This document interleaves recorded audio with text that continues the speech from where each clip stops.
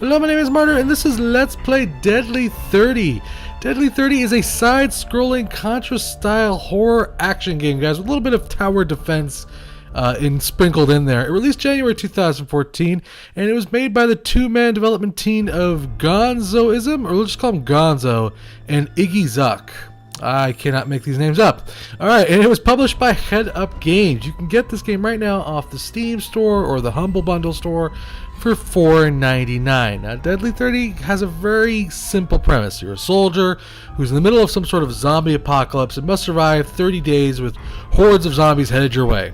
To help you, you have an assortment of things: base upgrades, weapons, armors, turrets, and two fellow soldiers, even though they're not much of a help, with their own unique weapons and their own, I guess you could say, not their own style of play, they just really have their own weapons. It sounds pretty solid to me, so let's check it out. A couple things: if the resolution is kind of off slightly, I apologize. If you look under settings, one of the complaints I have, one of the things I don't like about this game is the resolution settings. They're kind of strange. They don't really allow for filming, to be honest with you, very well. But that's just as a reviewer type thing more than anything else. But I mean, for the most part, if you're playing on the PC, it does have a full screen mode. Once you click on one of these, it takes you to full screen mode. It works just fine. But on other systems, I heard it does have issues. So anyways, let's get into the game, shall we? This is the game, essentially. Every time you kill a wave of zombies, you are kind of free to do what you want. And we just got, every time you finish one of the nights, I should say, it saves.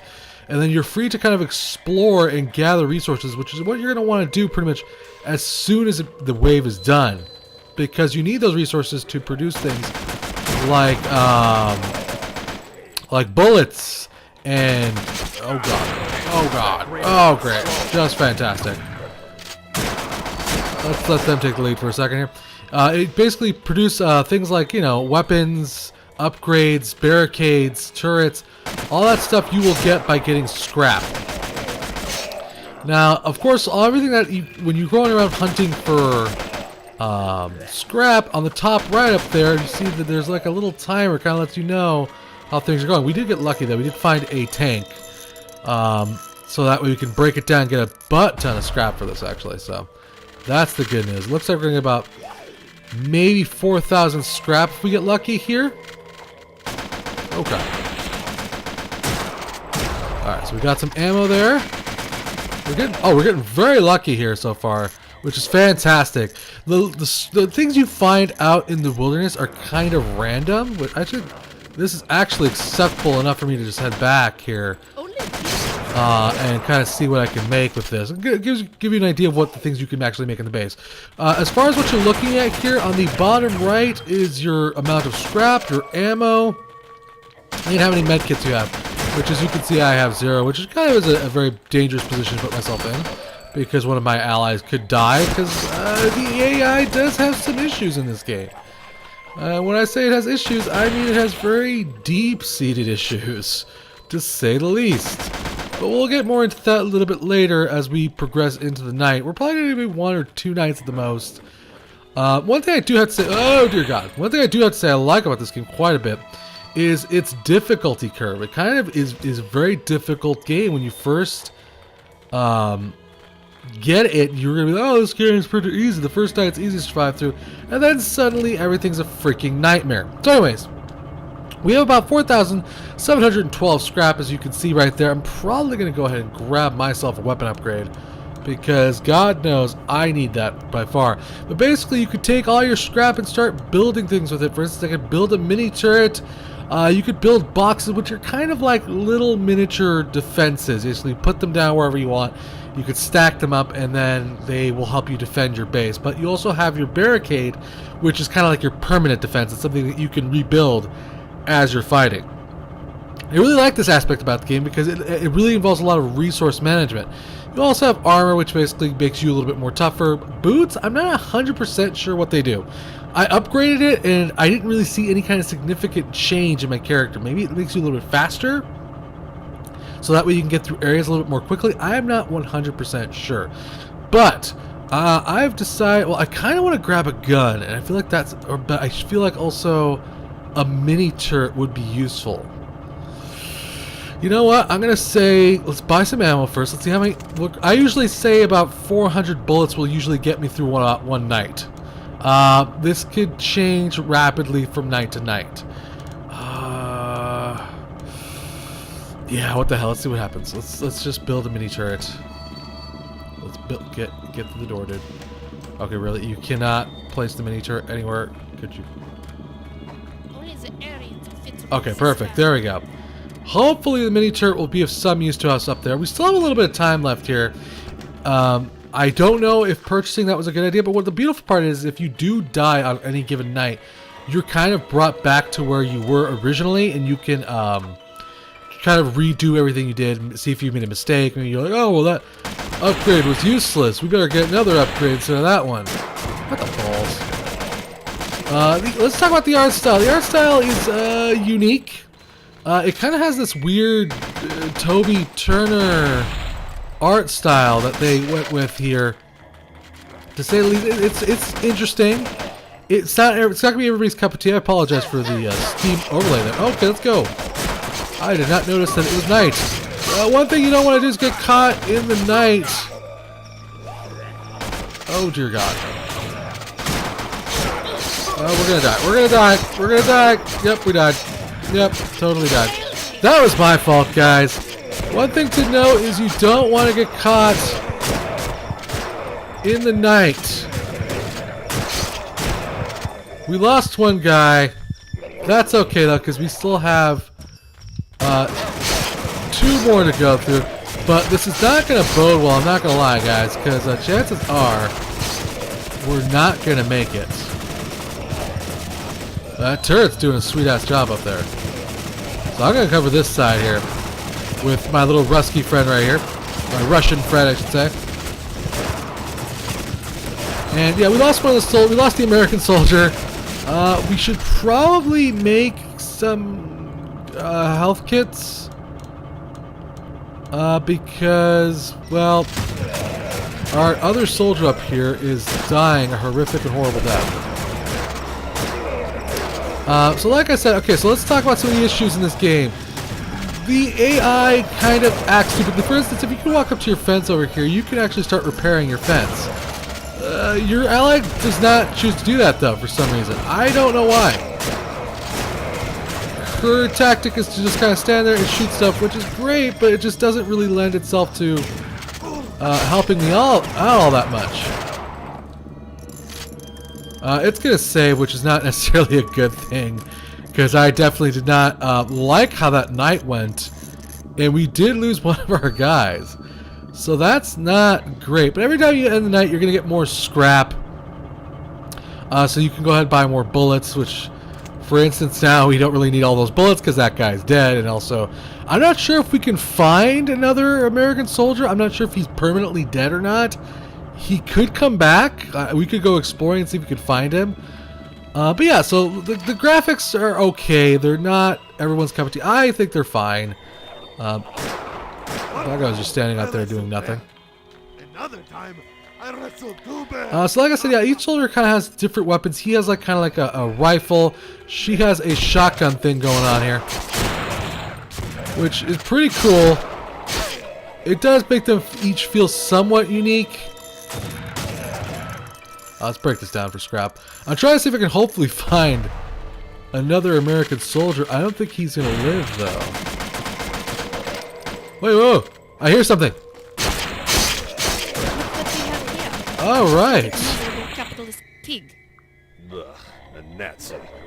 If you don't want me to shoot you, you should come with me. Oh, there you go. So if one of your soldiers do die, you can get them back. So that's good at least.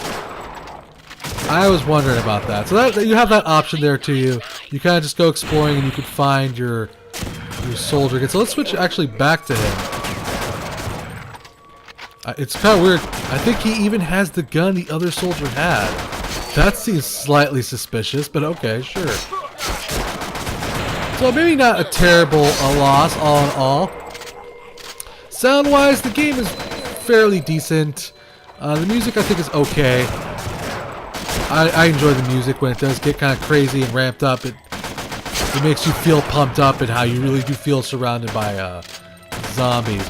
You can also crouch, by the way, I should mention this, to kind of get enhanced damage and accuracy. So that does help your character out quite a bit. So yeah, basically that's kind of essentially how the game works. You go out exploring, you find more resources, you upgrade your base more and more, and try to survive more and more waves. There is areas farther on, but here's the thing about these farther on areas. It doesn't seem like the more farther you go, the better the rewards are. Matter of fact, I kind of found the opposite. I found the farther I went, the less reward they have. So I kind of just flip-flopping back in between the two areas, just gathering scrap, because the scrap kind of randomly generates itself. So there's really no, I don't want to say no point to going into other areas, but it just doesn't seem like there was any benefit to it all, I guess you could say. As you can see, there's just tons and tons of scrap basically generating itself here. We are getting close to night here, so I'm going to grab this and then haul ass. I'm going to just keep shooting and just running, because I do not want to be caught out here at night again. Being caught out at night, like I said, is just a bad idea. You're going to see me run through some guys here. Actually, not. Oh, shit. Okay, so we're going to be in trouble here, guys. No, that's okay. Maybe we can make it through here. Okay. Oh, God. Okay. Looks like we made it okay.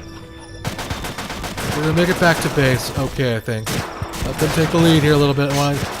Is there a dog? What the hell was that? Alright, so we got back to our base. We got our scrap. We got about 5,000 scrap. All in all, I have to say I'm very pleased with that. I'm going to make a med kit right away. And I think I'm probably going to actually go ahead and upgrade. I'm thinking my armor. Or, yeah, let's go with the armor. And then we'll make a butt ton of bullets for everybody. And that'll basically be it. I'm going to use the health upgrade because I need it desperately. New rifle, so I'm doing way more damage. Let me show you how those boxes work, by the way, just to give you an idea of how you can put them down there like that. It's kind of rather simplistic, to be honest with you guys. It does add, like I said, like that tactical element. You can buy a shitload of boxes and build a big defensible base. Are those dogs? Yes, those are zombie dogs. So there's also quite a bit of different kinds of enemies to deal with. Again, my allies are helpful, but not very helpful to the overall base, it would seem. They kind of just sit there and do their own thing. Oh, this is not good. Not good. Okay, so we're out of scrap here, I can imagine. What's going on? Oh, that's right. That's wrong. I was pressing the wrong button. My bad. Here I am talking crap about my AI allies, and I can't even build a fence correctly. To build the fence, it does cost scrap, though. Yeah, you could be repairing this lady. Alright, so there we go. I think we got through this night, actually. We did. Alright, cool. And we got, let's see how many zombies we killed. It should usually tell you. It tells you killed 206, and we got about 1,400 scrap. Pretty sweet. So you get the kind of idea. Like I said, the game is difficult. There's different kinds of guns. I think there is some sort of a controller support somewhere in the game.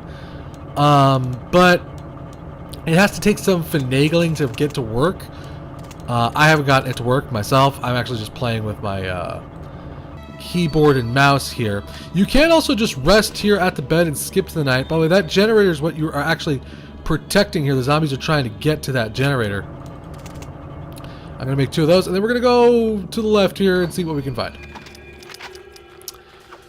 So yeah, I just find that the AI has some issues. That my allies are not as efficient as I am, which I guess I shouldn't expect them to be, but at the same time, they could, you know, sit there and repair a fence.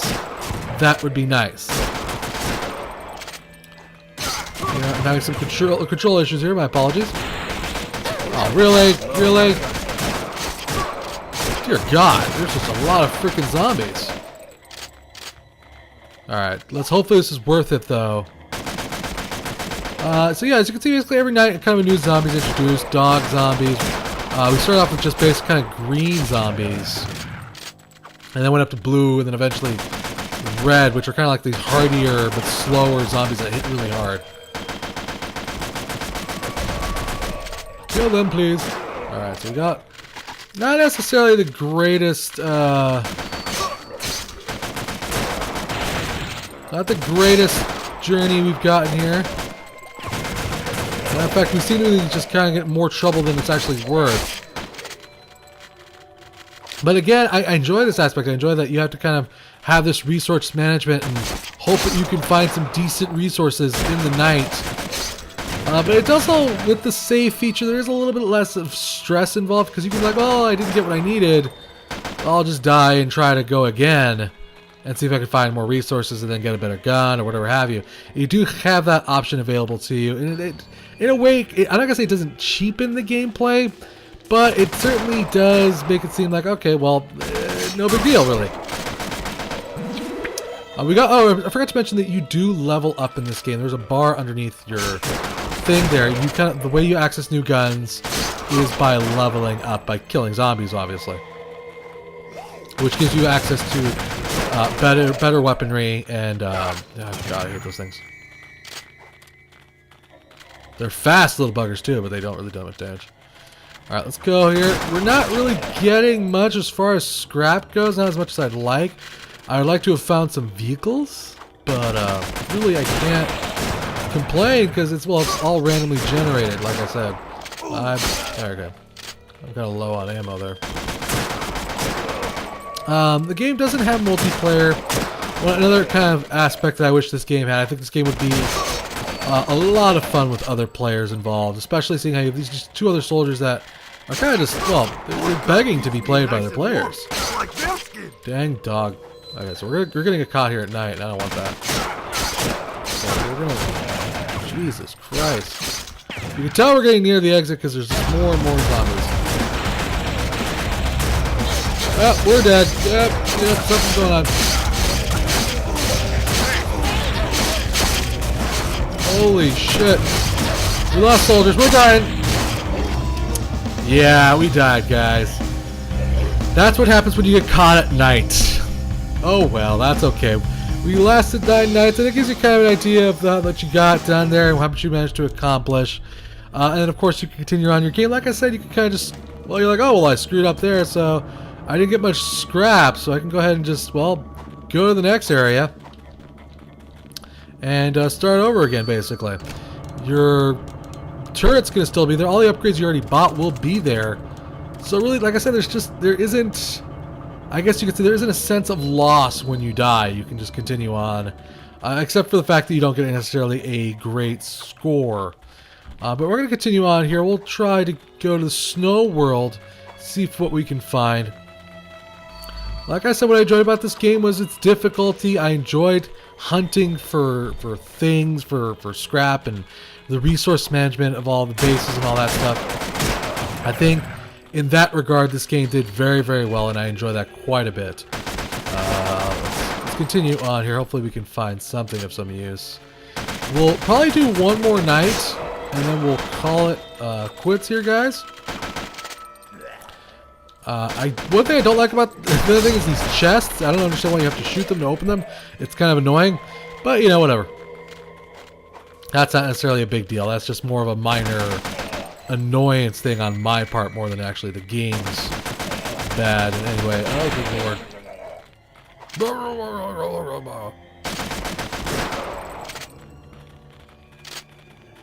Okay, so we didn't really get as much as I would like on this trip, but you know, sometimes that's how it goes. Sometimes you get good stuff, sometimes you don't.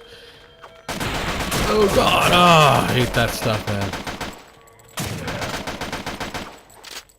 I really hate that stuff. Die, zombies, die. Really not getting much, it would seem, on our way back to base here. And we gotta hurry up here because I don't want to get caught at night again, because it looks like we're going to be introduced to some sort of super zombie. Although there's cutscenes occasionally in between some of the nights. There's kind of, I guess there's somewhat of a semi-loose story.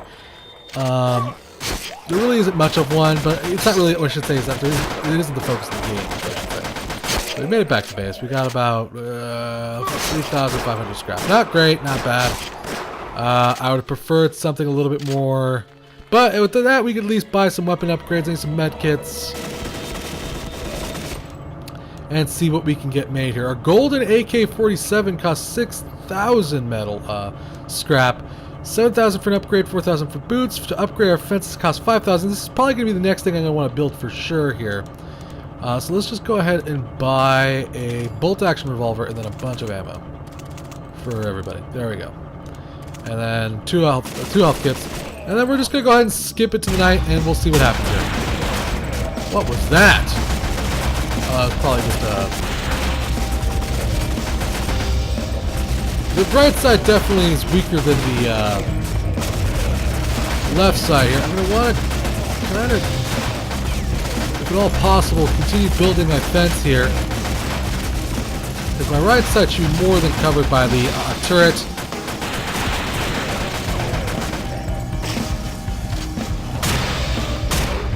Check over there. I'm pretty. Oh dear God! This is what I was talking about, where the AI can be kind of slightly incompetent. There's no reason for them not to be building this fence. They're just not. Oh dear God! Oh, there's one of those super zombies. We just killed it, and we just lost a character. That's not good. Oh dear God! Okay, so let's Yep, we're not gonna make it tonight. Like I said, oh God, in heaven, we're dead. And they destroyed our generator. So there you have it, guys. There's a pretty good example of what Deadly 30 is like. Like I said, the difficulty kind of slides in and back between easy and then insanely hard. So I'm not sure if there's some balancing issues there to deal with, but I guess if you enjoy a challenge, you have that. So there you have it. With the difficulty, like I said, ramping up and things getting batshit crazy more and more, I think Deadly 30 is an interesting game with some good ideas. I enjoyed leaving my base, hunting down resources, coming back to my base, upgrading it, watching my upgrades explode sometimes, but that's okay. The game does, like I said, have some issues, there's things I'd like to see in the game added. Way better AI for my allies, I think. My allies should be at least somewhat competent to me. At least a little bit more. Maybe multiplayer, like I said, that one, it sounds difficult, but I think it would bring a lot of replay value to this game and a lot of fun.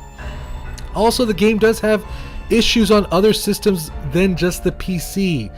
I've heard there's some problems with the Linux and Mac version, so buyer beware. Also, a tiny bit of better controller support would be nice. And all you're going to get what you paid for. It's fun, it's slightly flashy. That isn't a bad thing in my book, but it does turn some people off. I would remind you all that The Binding of Isaac was a Flash game. I enjoyed this game and I think you will too, especially if you want a quick, challenging game to play for an afternoon. Then Deadly 30 is a fine choice. Plus, hey, zombies. Big thanks to the developer and the publisher for a chance to review this game. Thank you for watching. Remember to subscribe and I will shoot you when you